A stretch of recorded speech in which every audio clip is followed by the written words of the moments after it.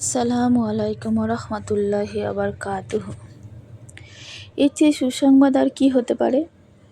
রসুল সাল্লাল্লাহু আলাইহি আসাল্লাম বলেছেন, নবী সাল্লাল্লাহু আলাইহি আসাল্লামের উপর দরুদ পাঠ করা হলে এই দরুদগুলো সংগ্রহ করার জন্য এক শ্রেণীর স্পেশাল ফেরেশতা আছে, মেলাইকা। এনারা আলো দিয়ে তৈরি, নূর দিয়ে তৈরি। নিঃসন্দেহে তারা আলোর বেগের চেয়ে বেশি বেগে ভ্রমণ করতে পারেন। তারা এই দরুদগুলো সংগ্রহ করেন।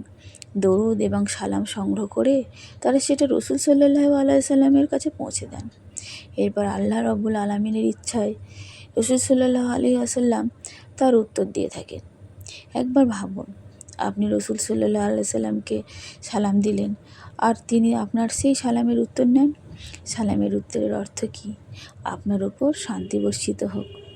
তো রসুল সাল্লাল্লাহু আলাইহি ওয়াসাল্লাম যদি এইটা বলে আপনাকে, আপনার কি আর কিছু লাগবে শান্তির জন্য? কিছুই লাগবে না। সুবহানাল্লাহ।